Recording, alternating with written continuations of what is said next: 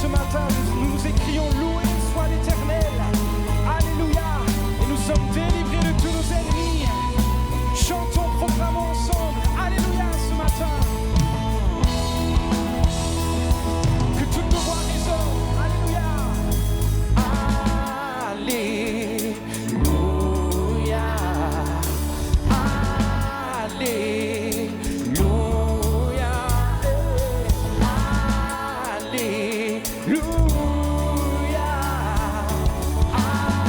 Alléluia. Chantons Alléluia. Oui,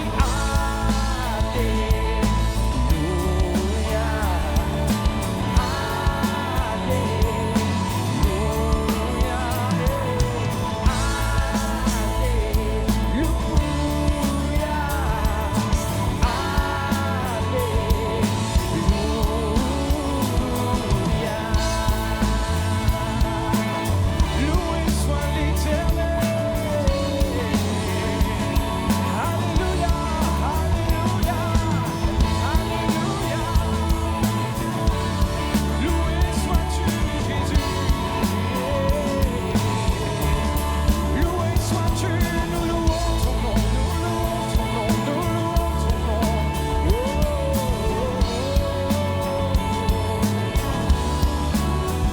Loué sois-tu,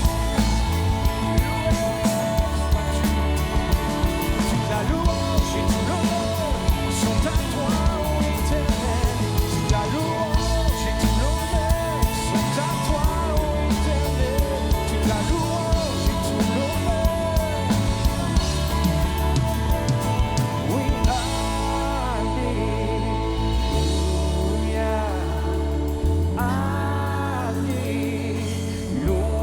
Alléluia. Alléluia.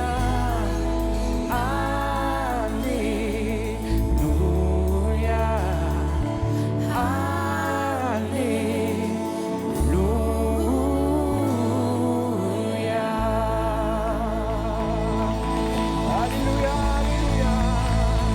Toute la louange, tout l'honneur sont à toi, Dieu trois fois saint.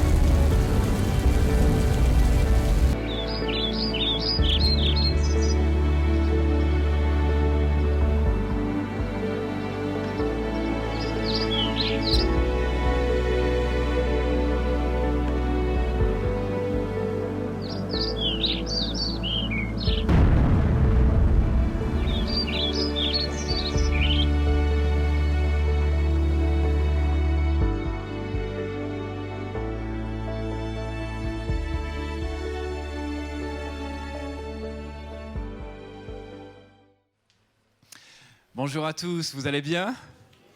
Oui, ça va ? Je suis très très heureux d'être avec vous ce matin.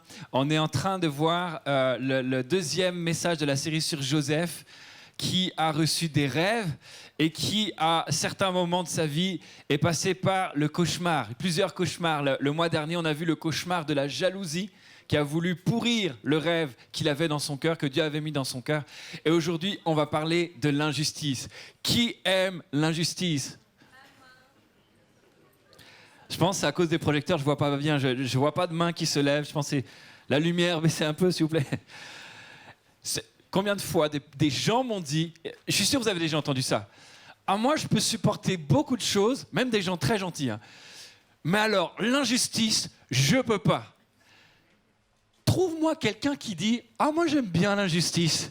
Cette phrase m'énerve, l'injustice, moi ça je peux pas. Mais personne ne supporte l'injustice, personne. Quand tu étais petit, tu avais peut-être un frère qui était plus grand que toi. C'est pas juste. Qui était meilleur en maths. Mais peut-être que toi, tu étais meilleur en français. Il y a toujours des écarts, des différences et des choses comme ça. Peut-être que toi, t'avais pas de frère, t'avais pas de sœur, t'étais le seul à la maison. Peut-être il y a des foyers, il y a pas d'enfants. C'est une injustice. J'aimerais juste vous préparer. Vous allez devoir lever la main. Est-ce qu'il y a quelqu'un qui est né dans un contexte avec soit un problème physique, soit un problème financier, soit un problème familial?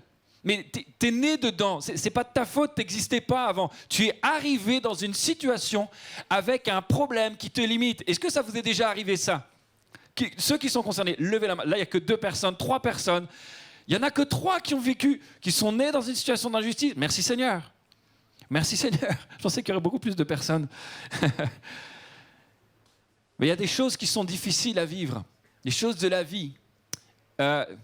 La perte d'un enfant sera toujours vécue comme une injustice. Une maladie de naissance, un abus ou quelque chose comme ça. Ce n'est pas...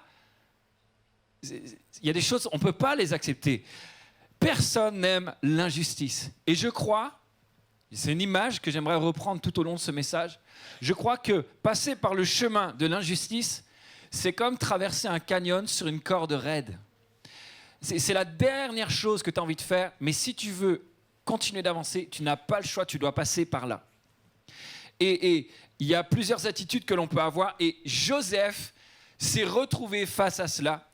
Voilà comment il est passé d'un rêve de justice qu'il avait dans son cœur, que Dieu lui a donné, à une réalité en attendant l'accomplissement de ce rêve, une réalité de cauchemar d'injustice. C'est dans le chapitre 39. Je vous invite vraiment à l'étudier, à le relire. C'est une histoire en plus, ça se lit facilement. Mais prenez le temps de bien lire, de bien regarder, peut-être repasser tout ce qu'on va voir ce matin lorsque vous allez étudier ce chapitre. Genèse 39, bon, pour un bref rappel, Joseph était le chouchou de son papa. La jalousie de ses frères à cause de ça les ont conduits à le vendre comme esclave à des marchands. Et dans le chapitre 39, ces marchands vont arriver en Égypte et ils vont le vendre à un haut fonctionnaire du Pharaon qui s'appelle Potiphar. Mais Joseph est tellement intègre et la main de Dieu est tellement avec lui qu'il réussit tout ce qu'il fait. Alors Potiphar veut lui confier toute sa maison. Dans les serviteurs, c'est lui qui gère l'ensemble. La Bible nous dit même la seule chose que Potiphar gérait encore dans sa propre maison, c'était ses propres repas. Qu'est-ce que je mets dans le sandwich ou pas? C'est juste ça qu'il faisait. Parce que tout le reste, c'était Joseph qui devait le gérer. Et la femme de Potiphar a vu ça. Et Joseph était beau. Et du coup, elle a voulu coucher avec lui. Et jour après jour, elle revenait. Elle dit, couche avec moi. Et il a dit, non, je ne vais pas faire ça. Mon maître, ton mari, ne m'a refusé rien dans sa maison, excepté toi parce que tu es sa femme. Et je ne ferai pas un si grand mal et je ne pécherai pas contre Dieu. Donc il lui dit non. Mais elle revient à la charge jusqu'au moment où elle pose la main sur lui, elle agrippe son manteau et pour ne pas pécher, il va partir en courant, il va fuir en abandonnant son manteau. C'est à ce moment-là qu'elle va dire « Ah, c'est un scandale! L'esclave que tu as mis à côté de moi a voulu abuser de moi! Regarde, la preuve, j'ai son manteau! » C'est la voix du matin. Normalement, ma voix fille, elle est mieux. Merci pour vos encouragements. Bon, bref. Et c'est dégoûtant. Potiphar, il va apprendre ça. Il ne va pas poser la question à personne. Il va jeter Joseph en prison. Laissez-moi raccourcir juste. Parce que Joseph n'a pas péché, il est jeté en prison. Parce que Joseph était juste, il est allé en prison. C'est tellement dégoûtant. C'est pas juste, Seigneur. Et la première chose que j'aimerais voir avec vous, c'est que l'injustice, c'est immérité. Et c'est un peu comme devant cette fameuse corde au-dessus du canyon que l'on doit traverser. La première réaction qu'on a, c'est « mais moi, je ne veux pas passer par là. Je ne suis pas d'accord qu'il y ait une corde. Je ne suis pas d'accord avec ce chemin. Je ne suis pas d'accord avec l'injustice. Je ne veux pas passer par là. » Il y a 2 ou 3 cultes tribus. J'ai interviewé au culte des jeunes Salonika, qui fait partie de cette église et qui travaille dans une association qui vient en aide aux personnes en situation compliquée. Notamment, elle s'occupe des personnes en situation de prostitution, notamment des femmes d'origine nigériane, etc. Et elle aidait notamment elle me racontait qu'elle aidait notamment une de ses femmes et elle avait aidé pour faire le dossier, etc., pour qu'elle puisse avoir le droit d'asile, qu'elle puisse ensuite avoir tout ce qu'il faut pour travailler, pour ensuite avoir un logement, etc., parce que c'est des femmes qui sont complètement coincées de toutes parts et c'est l'accès qu'elles peuvent avoir pour sortir de la prostitution. Et alors qu'il y avait 90-95% de chances que ça s'ouvre et qu'elles puissent enfin sortir, la porte s'est fermée au niveau de l'administration pour un détail, un truc mais insignifiant, c'était complètement injuste. Mais le truc le plus injuste, c'est que du coup, cette femme en a voulu à Salonika. Elle est plus venue, elle lui a fait la tête, elle était fâchée contre elle. C'est tellement injuste. Et je vais te dire quelque chose, quand tu agis pour la justice, tu t'exposes à l'injustice. Quand tu essaies de faire les choses bien, tu t'exposes au fait que ce ne soit pas forcément reconnu à sa juste valeur, voire même on agisse contre ça. Alors merci Seigneur, le temps a passé et elle s'est rendue compte, cette femme, que finalement, c'est vrai, ça n'avait pas marché. Mais d'une part, ce n'était pas vraiment la faute de Salonika et surtout Salonika, c'était la seule qui s'était bougée pour elle. Et il y a quelque chose qui s'est passé quand même à la fin. Mais sur le moment, c'était difficile. Et la question, c'est pourquoi fais-tu les choses ? Est-ce que tu fais les choses parce que ça va réussir ? Ou est-ce que tu fais les choses parce que ça en vaut la peine ? C'est une vraie question. Est-ce que tu fais parce que ça va réussir ou parce que ça vaut la peine ? Et il est important, il est tellement important que ta récompense soit la cause de pourquoi tu fais les choses et pas simplement est-ce que ça va marcher ou non. Parce que sinon, le moment où l'injustice va venir, tu vas complètement disjoncter, tu vas complètement être dégoûté, tu ne tiendras pas. Dieu, aide-moi dans ce que je veux faire pour toi. Ça, c'est une prière qui revient et qui reviendra dans ta vie, je l'espère. Dieu, aide-moi dans ce que je veux faire pour toi. Et la Bible dit ceci, l'Éternel fut avec Joseph. D'accord ? Là, dans le slide que vous voyez, j'ai coupé tous les passages que je ne voulais pas. J'ai juste retiré les passages qui m'intéressaient. L'Éternel fut avec Joseph. Ainsi Joseph demeura dans la prison. Comment ça ? L'Éternel fut avec Joseph. Ainsi Joseph alla en prison. Comment c'est possible ça ? Dieu, si tu es avec Joseph, comment ça se fait que Joseph va en prison ? Et ensuite ça continue. Mais l'Éternel fut avec lui. Normal. Mais comment ça se fait que Dieu qui, normalement, est juste, vous êtes d'accord avec moi ? Il est juste, Dieu. Comment ça se fait que Dieu, juste, est avec Joseph et qu'il laisse l'injustice dans la vie de Joseph ? Et il y a vraiment un truc qui se passe, c'est terrible. J'ai un ami qui est en train de vivre une situation d'injustice forte. Et du coup, je l'ai interviewé pour savoir ce qui se passait dans son cœur. Je me dis, mais, hey... comment ça va avec Dieu en ce moment ? C'est dur, là, ça pique vraiment.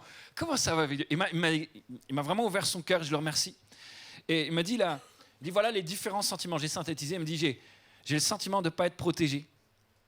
Ça se mélange avec des temps de profonde déception, d'incompréhension. Puis il y a des moments où je suis complètement anesthésié, je suis détaché de tout. Il n'y a plus rien qui... J'ai plus de sentiments, plus rien. J'ai des moments de tension, des moments de colère, je m'énerve plus vite. Ma famille n'a rien à voir avec ça, mais je ne suis pas agréable. Le moindre truc, je pars. Et en fait, pour résumer, je suis dans une grande fatigue émotionnelle parce que je fais des hauts, des bas et parce que je suis en perte de repères complètement. L'injustice te fait perdre tes repères. Et vous avez remarqué ça, quand tu vis l'injustice, soit tu te remets en question. Qu'est-ce que je n'ai pas bien fait pour mériter ça ? Soit tu remets quelqu'un d'autre en question. Ah, ça doit être elle qui m'a fait ça. C'est de sa faute. On cherche forcément un responsable. Il faut que ce soit la faute de quelque chose ou de quelqu'un. L'injustice.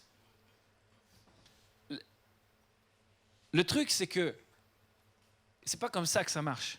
On est en train de se dire, Dieu, t'as pas dit la vérité. Je me suis fait avoir. J'ai été juste. J'ai bien fait les choses et ça paye pas. Je me suis fait avoir. J'ai fait ma part du contrat, Dieu. Mais toi, tu n'as pas fait la tienne. Et on a le sentiment d'être trahi. Et la question que je me pose et que je te pose maintenant, c'est, mais pourquoi ? Pourquoi ? Il est où le contrat que Dieu n'a pas respecté ? Où est-ce que c'est écrit dans la Bible qu'il n'y aurait pas de problème sur terre ? Dieu n'a pas dit ça. On se sent trahi parce qu'on a des problèmes sur terre. Mais non ! Sur terre, Dieu n'a jamais dit tu n'auras pas de problème. Il a dit je serai avec toi même dans les problèmes. Je ne t'abandonnerai pas, je serai fidèle et je serai bon même dans l'adversité. Il y a quelque chose qui est dedans, qui est sur cette terre. On est dans une terre qui est déchue. On est dans un monde qui a laissé rentrer le péché. Et Dieu est un Dieu de justice. Et il est capable de retourner la situation. Il est capable de faire justice même au sein de l'injustice. Mais il y a des moments où l'injustice existe encore. Et le moment où on n'aura plus aucune injustice, le moment où la justice parfaite de Dieu se manifestera, c'est lorsqu'on sera au ciel. C'est lorsqu'on sera au ciel. Il y aura nouveaux cieux, nouvelle terre. Une terre de justice, il n'y aura plus de larmes ni de pleurs. J'ose même pas imaginer ce que ça va être parce que je ne connais pas ce monde-là. On est sur une terre avec de l'injustice. Et on se rend compte que finalement, on est en train d'évaluer notre comportement, notre manière de faire, en se disant, si je fais bien les choses, j'aurai forcément du succès, j'aurai forcément de la réussite, j'aurai forcément de la tranquillité. Tu vois, Seigneur, j'ai tout fait bien. Alors, en retour, vas-y, donne-moi un petit peu de tranquillité. Regarde, tu vois, et en fait, on est en train de monnayer, on est sur une échelle de mérite. On pense que la justice de Dieu se mérite. Et ce n'est pas vrai. C'est pas vrai. Dieu nous la donne de manière imméritée. La justice, l'injustice, c'est immérité. La justice de Dieu aussi. Et on a besoin d'un recalibrage. Vous savez ce que c'est un recalibrage? Ok, vous avez à peu près tous ici une imprimante chez vous. Et quand vous changez la cartouche et que vous mettez dedans, avant d'imprimer, elle imprime une feuille de papier avec des trucs incompréhensibles dessus et des taches de couleur aux quatre coins. Vous avez déjà vu ça? Pourquoi? C'est pour recalibrer, pour être sûr que la cartouche elle a bien été installée pour que les couleurs se superposent parfaitement. Il y a des repères imprimés dessus et il faut que ça se superpose. C'est ça un recalibrage. On a besoin d'être recalibré pour pouvoir fonctionner de bonne manière. Et en fait, on a tellement de messages, on a tellement entendu de messages qui sont tirés de la Bible, c'est vrai, mais qui manquent certainement d'équilibre. L'Éternel fera de toi la tête et non la queue. Si Dieu est pour nous, qui sera contre nous? Seigneur, je ne dois pas avoir de problème sur cette terre. Je dois être la tête. Si tu es avec moi, qui sera contre moi? Et la Bible dit aussi, on oublie que la Bible dit aussi, il fait lever son soleil sur les méchants et sur les bons. C'est le même Dieu qui a dit ça. C'est énervant, hein? Il fait pleuvoir sur les justes et sur les injustes. Ah! Why? Pourquoi? Seigneur, pourquoi tu as mis ça dans ta Bible? Et en fait, la question c'est, pourquoi le fait d'avoir des problèmes signifie automatiquement dans notre tête que Dieu n'est pas là? Pourquoi le fait pourquoi on bug avec Dieu est là, Joseph va en prison. Dieu est capable d'aller en prison avec toi. Dieu est capable d'aller dans l'exclusion, dans l'accusation. Jésus a été accusé à tort. Ils ont réussi à crucifier le gars le plus innocent de la terre. Si ce n'est pas de l'injustice, ça, je ne sais pas ce que c'est. Dieu sait, il est au courant que sur cette terre, il y a de l'injustice. Et il a dit, je serai avec toi. Et en fait, tout cela, on est en train de se dire, mais Dieu t'a dit que tu ne nous tenterais pas. C'est marqué dans la Bible, dans Jacques, c'est marqué, et du coup, nous, on pense, toutes les épreuves viennent du diable. S'il y a une épreuve, ça ne peut pas venir de Dieu. Mais la tentation ne vient pas de Dieu. Mais il y a des épreuves que Dieu permet pour autant. Il ne faut pas confondre les épreuves et la tentation. Et il y a même des choses que Dieu permet et qu'on n'aime pas du tout, qui sont injustifiées et que Dieu est capable d'utiliser pour nous changer, pour nous transformer, pour sa justice, pour nous rendre de plus en plus justes. Et c'est difficile de dire ça parce que souvent l'attitude que l'on a, c'est « Seigneur, j'en ai rien à faire de toutes ces choses. Je préfère ne pas avoir de problème. C'est super si tu es capable de changer le mal en bien, mais moi je ne veux pas le mal du tout. » En fait, à quoi ça sert que tu sois là si tu ne fais rien? Dieu est avec nous et il nous énerve. Je ne vais pas faire de sondage. Mais très honnêtement, je vous le dis pour moi, il y a des fois dans ma vie où je suis arrivé à des points où Dieu, je sais, il est avec moi. Je le sais. Mais il m'énerve. Il m'énerve. Je suis devant la corde et je dis « Mais non, je n'ai pas envie de passer par là. » Mais je n'ai pas le choix.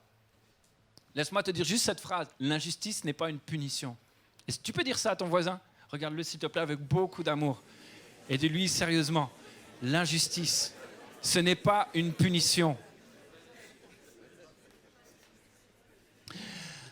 Mais t'as pas le choix. Si tu veux continuer d'avancer, il faut traverser. Et alors, tu commences à emprunter la corde. Vous avez déjà été sur une corde comme ça? Moi, j'ai jamais marché sur une corde, mais déjà l'épreuve de la poutre en EPS. Oh, j'avais tellement peur de tomber.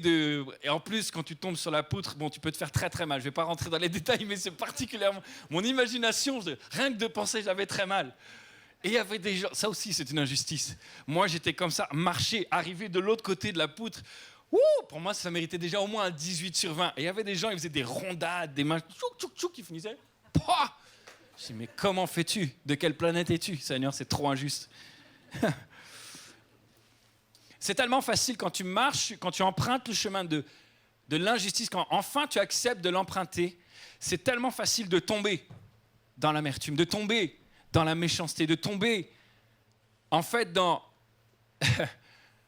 le fait d'être plus juste. L'injustice, ça crée une instabilité. L'injustice crée une instabilité. C'est tellement dur de ne pas tomber. Et on me disait cela, la personne qui est en train de vivre une injustice me disait, ce qui est difficile, c'est quand ça se répète. Je veux dire, peut-être que jusqu'à présent, même il y a des injustices que tu as vécues et tu as réussi à ne pas faire n'importe quoi. Tu as réussi à rester intègre. Tu as réussi vraiment à bien agir. Mais la première fois, c'était dur, mais tu as réussi. La deuxième fois, c'était plus dur, mais tu as quand même réussi. Mais quand ça fait 15 fois que tu as des injustices répétées, tu peux supporter une injustice, mais pas 15. Tu peux supporter 2 injustices, mais pas 15. Tu peux supporter 3 injustices, mais pas 15. Tu peux supporter 4 injustices, mais pas 15. Tu peux... Non, je vais arrêter. Oui, déjà, ça, c'est insupportable au bout d'un moment. Ça a duré 20 secondes. Ça vient tellement nous chercher. C'est Jeff Tuch qui m'a inspiré cette parole, si jamais vous connaissez. Dieu est capable de parler par rapport à des gens qui sont tellement pas spirituels. Bref. En fait, à un moment donné, même les injustices maîtrisables, à ta portée de rester intègre, tu ne peux plus les supporter. Et il y a aussi cette chose qui vient te chercher que tu veux te faire justice personnellement. J'ai fait ma part pour être juste et ça ne paye pas. J'ai attendu la justice de Dieu pour ma vie, mais il n'a rien fait. Alors maintenant, je vais me faire justice. Je vais me faire justice. Et c'est pour ça que c'est vraiment incroyable ce qui se passe dans cette histoire. Joseph aurait tellement pu profiter de la femme de Potiphar. À moins que vraiment elle ne lui plaise pas et soit particulièrement moche, je pense qu'il aurait vraiment pu profiter. Vraiment. Et quand on regarde dans le texte, regardez, la seule fois où Joseph, dans cette histoire, va parler, c'est à ce moment-là. C'est écrit, versets 8 et 9. Il refusa et il dit à la femme de son maître, « Voici, mon maître ne prend avec moi connaissance de rien dans la maison. Il a remis entre mes mains tout ce qui lui appartient. Il n'est pas plus grand que moi dans cette maison. » Imaginez ça. Il n'est pas plus grand que moi dans cette maison. Il ne m'a rien interdit, excepté toi, parce que tu es sa femme. Comment ferais-je un aussi grand mal et pécherais-je contre Dieu? Et en fait, regardez ceci. À partir du moment où, avec ses frères, il va vivre une injustice. À partir du moment où, avec la femme de Potiphar, il va vivre une injustice. À partir du moment où Potiphar va le mettre en prison. Vous savez ce qu'il dit, Joseph? Il dit rien. Il n'y a rien écrit. Joseph, dans le chapitre 37, dans le premier chapitre qui en parle, il parle à tout le monde. Dieu lui parle. Il raconte à son papa les trucs que ses frères ils font. Il raconte ses rêves. Lorsqu'il va chercher ses frères, il demande où est-ce qu'ils sont. On lui dit, il parle son temps à parler. C'est une pipelette, Joseph, dans le chapitre 37. Mais dans le chapitre 39, il ne parle jamais, excepté à ce moment-là. Écoute bien ça. Joseph n'a pas parlé contre l'injustice. Il a parlé contre l'iniquité.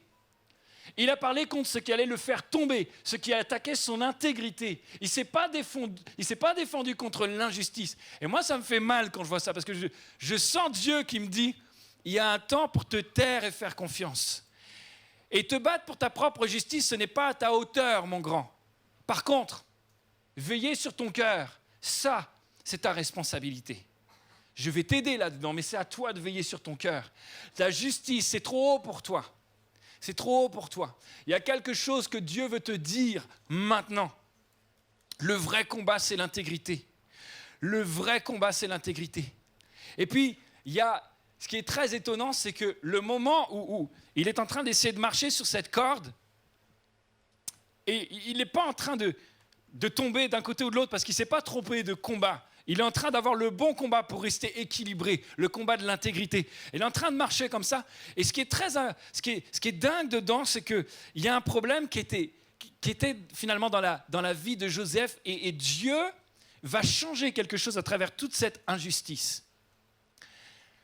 Au départ, Joseph était particulièrement béni.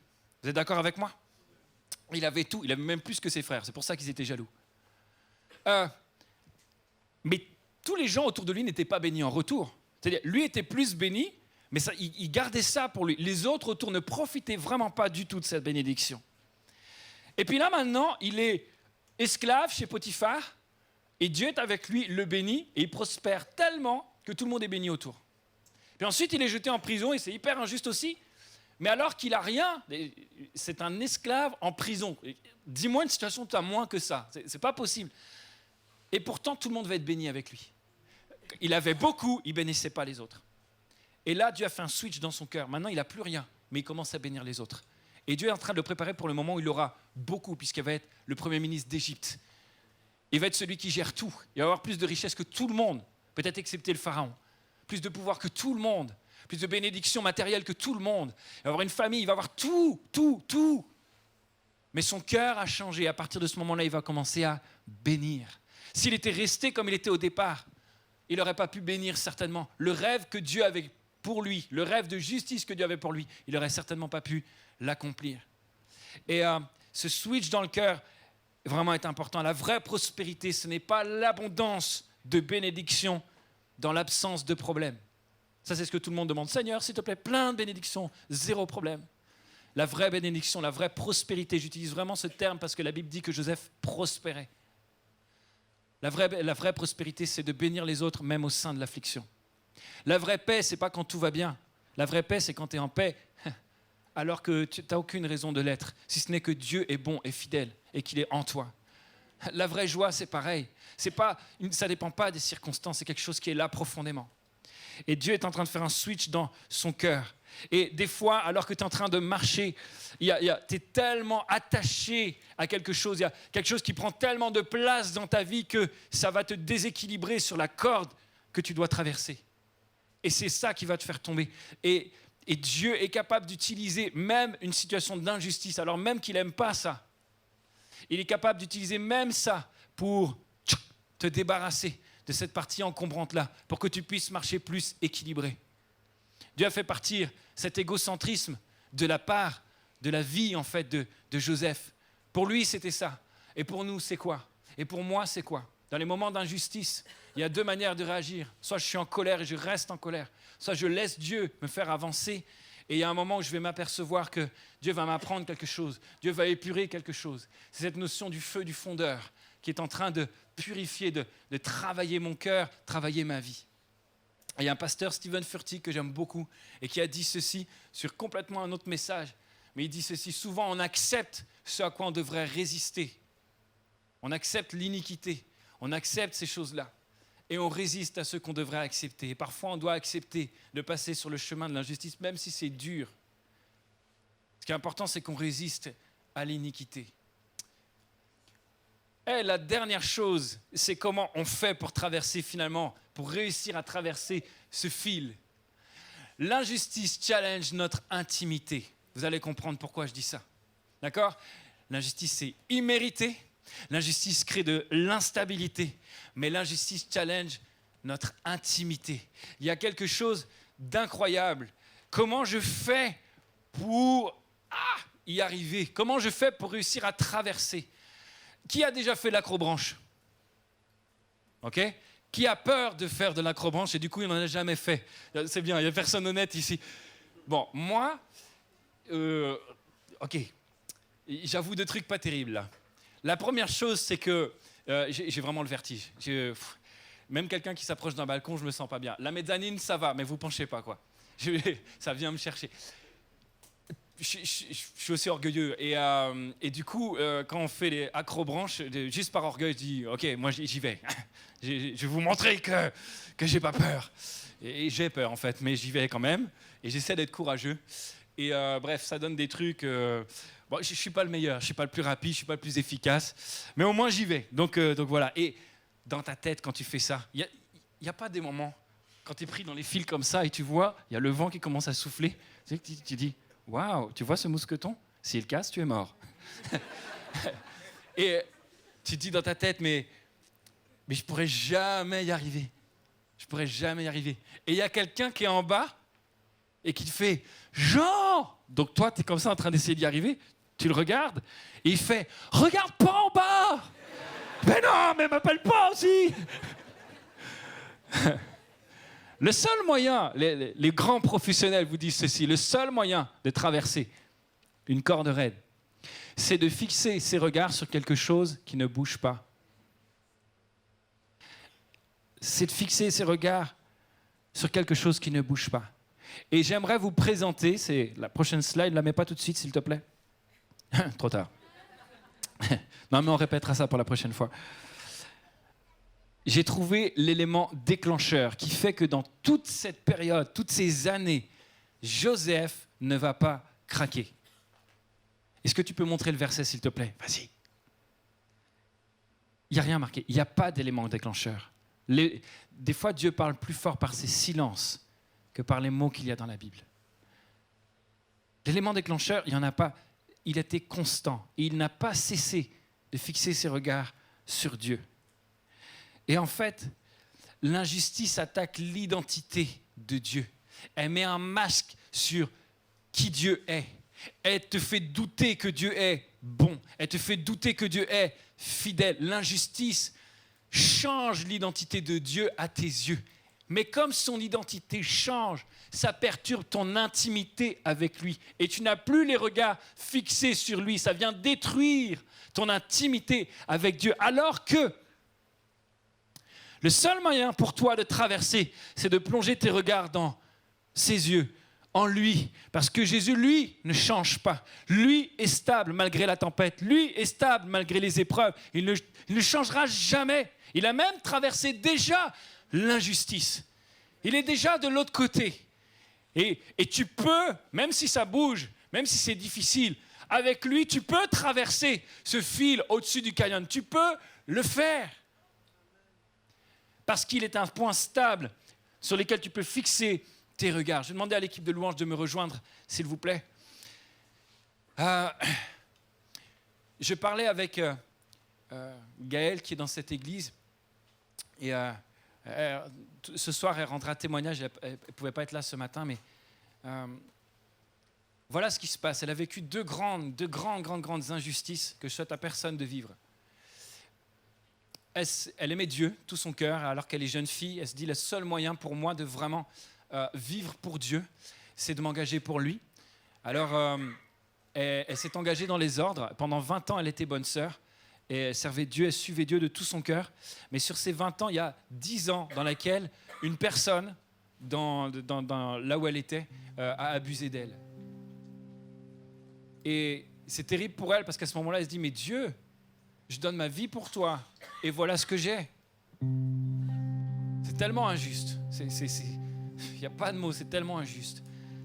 Et puis, alors qu'elle était bonne sœur dans toute cette période-là, en 2010, elle était en Haïti.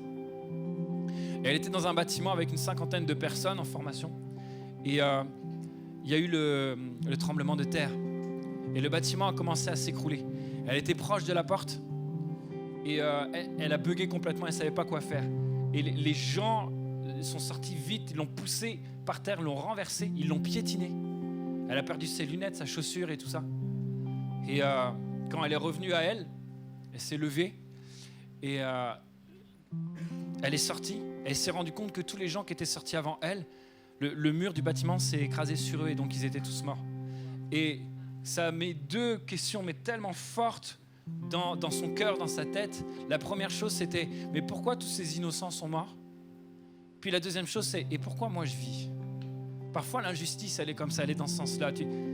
C'est injuste en fait. C'était moi qui aurais dû sortir et tu perds tellement tes repères, tellement une injustice qui est forte dans ton cœur. Et moi je lui ai posé la question, je lui ai dit « Mais qu'est-ce que tu fais là ? Pourquoi tu suis encore Dieu ? Enfin, comment tu fais pour suivre Jésus aujourd'hui ?» Et elle me dit, c'était très difficile pour moi. Je suis rentré dans un cercle autodestructeur. J'ai tenté plusieurs fois mes jours. Et Dieu m'a toujours empêché de le faire. Et voilà, je me suis accroché, j'ai continué d'être à l'église, etc. Juste pour continuer à vivre, en fait. C'était tout, c'était la seule chose qui me raccrochait. Et un jour, elle est à l'église. Et puis, il y a, c'est pas un jour, dans une période de temps très, très, très rapprochée, deux personnes sont venues lui dire quelque chose de la part de Dieu et c'était exactement la même phrase. Et la deuxième personne ne savait même pas ce qui se passait dans sa vie, ce qu'elle avait vécu, ça ne savait rien du tout. Et la phrase qu'ils ont dit, c'est « Dieu n'est pas d'accord avec ce que tu as vécu. Dieu n'est pas d'accord. Tout ce qui se passe sur cette terre, Dieu n'est pas d'accord. On se dédouane de lui, on refuse sa protection.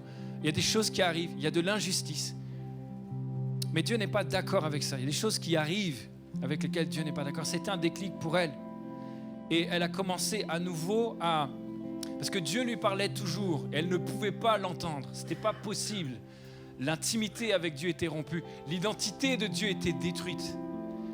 Elle priait Dieu, elle ne sait même plus qui Dieu était. Et voilà, c'était tellement perdu pour elle. Et elle dit... Petit à petit, Dieu a commencé à me montrer son amour à travers des personnes autour de moi. Une de ses amies qui lui a envoyé un vernis à ongles de marque à un moment où elle n'en pouvait plus et croyait plus à la vie. Et vous savez, c'est pas du tout superficiel, c'était très très très profond et je crois inspiré de Dieu ce qu'elle a reçu ce jour-là. C'est fais-toi belle, fais-toi belle. Ça a tellement mis un baume sur son cœur à ce moment-là. Et comme ça, de ces manières-là, Dieu a commencé à travailler, à regagner son cœur. Et puis, elle a repassé des temps dans la louange, des temps simplement avec Dieu. Et Dieu a fait un miracle. Dieu l'a environnée de sa présence et de son amour de manière incroyable. Vous savez quoi ? Elle m'a dit, son amour n'a même pas répondu à mes interrogations, à mes pourquoi. Son amour a dépassé mes interrogations. Il n'a même pas répondu, il est allé au-delà. Rien ne comptait plus que l'amour de Dieu pour moi. L'amour de Dieu pour moi, sa fille. Et ça, je trouve que c'est tellement incroyable parce qu'aujourd'hui, Gaëlle, elle est en train de faire une association pour prendre soin des femmes qui ont vécu des abus. Et de l'injustice, Dieu est en train de sortir quelque chose pour la justice. Et l'amour de Dieu est capable d'aller tellement plus loin. Il y a une phrase de Nicolas Panza, mon ami, qui a dit ceci, ce n'est pas parce que Dieu permet quelque chose qu'il est d'accord avec, mais comme il n'est pas d'accord avec, il va utiliser cette chose pour sa gloire. Oh, cette phrase est tellement inspirée de Dieu. Ce n'est pas parce que Dieu permet quelque chose qu'il est d'accord avec, mais comme il n'est pas d'accord avec, il va utiliser cette chose pour sa gloire. Et il y a une part de Dieu, ça me fait mal, mais je dois reconnaître que c'est vrai. Il y a une part de l'amour de Dieu que je ne pourrais découvrir que dans l'injustice. Laisse-moi t'expliquer cela. Tu ne sauras jamais que Dieu est ton protecteur si tu fais jamais face à un danger. Tu ne sauras jamais que Dieu te guérit si tu n'es jamais face à la maladie. Tu ne sauras jamais que Dieu te console si tu ne fais jamais face à la tristesse. Tu ne sauras jamais que Dieu te restaure si tu ne fais jamais face à la destruction. Tu ne sauras jamais que Dieu est ta force si tu ne fais pas face à ta faiblesse. Tu ne sauras jamais que Dieu est juste si tu ne fais pas face à l'injustice. La vie sur terre est injuste, mais la grâce de Dieu encore plus. Là où le péché abonde, la grâce de Dieu surabonde. L'injustice est imméritée, mais la grâce et l'amour de Dieu est immérité encore plus. Alléluia, est-ce qu'on peut se lever ensemble? Je vais exploser sinon. Alléluia. Qu'est-ce que je peux justice, même dans mon injustice. Aide-moi à rester intègre, Seigneur mon Dieu. Et on va pas chanter ce chant-là, mais il y a un cantique que j'aime tellement qui dit les yeux fixés sur toi. Imagine, tu es en train de passer sur le fil, sur la corde au-dessus du canyon. Tu es en train d'accepter enfin de passer par ce chemin d'injustice, même s'il est bizarre, même si tu ne le comprends pas, mais parce que tu fais confiance à celui dans qui tu plonges tes regards. Et dis les yeux fixés sur toi. J'oublie mes problèmes autour de moi pour t'adorer, mon roi. Et je veux t'adorer, t'adorer. C'est le moment pour toi de reconstruire une intimité avec ton Dieu. C'est le moment pour toi de confesser que Dieu est bon, qu'il est fidèle. Et il y a un autre chant qui dit ceci: tu es le Dieu de miracles. Et c'est la confession de quelqu'un qui a perdu son enfant. Et il dit, mais Dieu, je crois que tu es celui qui fait des miracles, alors qu'il n'en a pas fait pour son enfant. C'est une confession. Il est temps pour toi maintenant, dans le chant de louange que l'on va avoir, d'avoir un acte de foi et de dire, Dieu, je sais qui tu es. Je veux confesser qui tu es. Dieu, j'ai un peu perdu pied sur qui tu es. Mais je veux dire aujourd'hui comme un acte de foi que je crois que tu es bon pour moi, que ton amour dépasse mes interrogations, que je crois que tu es juste même s'il y a de l'injustice autour de moi. Je le crois et je le confesse maintenant au nom de Jésus. Amen. Amen, amen, amen. Tu es celui qui tient nos vies dans sa main. Tu connais nos doutes, nos questions, nos lendemains. Tu conduis chacun de nos pas. Tu nous apprends à ne dépendre que de toi.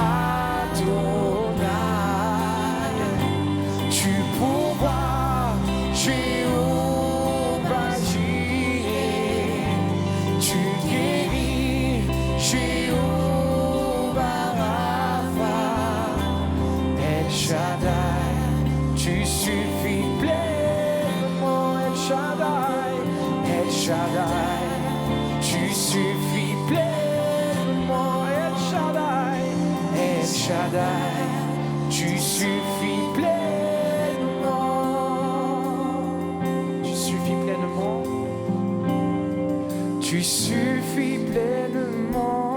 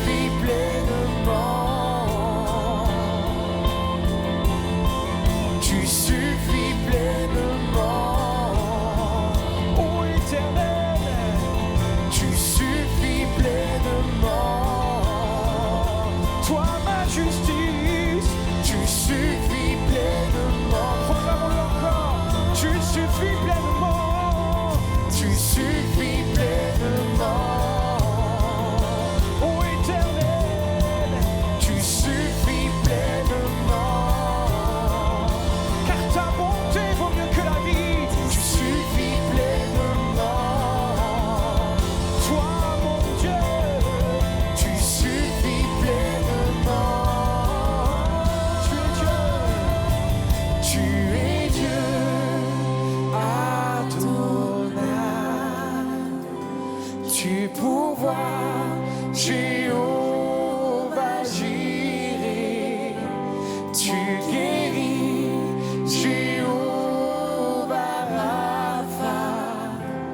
El Shaddai, tu suffis pleinement. El Shaddai, El Shaddai, tu suffis pleinement. El Shaddai, El Shaddai, tu suffis pleinement.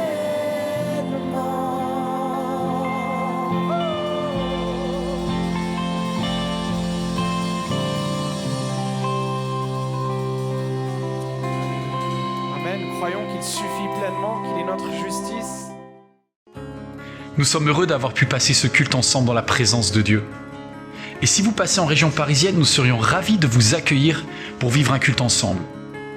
Sachez que l'église MLK met à votre disposition d'autres contenus sur son site internet ou sur la chaîne YouTube Église MLK. N'hésitez pas à vous abonner. Notre mission, notre désir, c'est de vous offrir des contenus de qualité qui touchent les cœurs et qui changent des vies. Et pour cela, vous pouvez nous aider en soutenant financièrement ce beau travail afin que d'autres à leur tour soient bénis. Je voudrais personnellement vous dire merci. Merci pour votre fidélité, merci pour votre générosité et à très bientôt j'espère.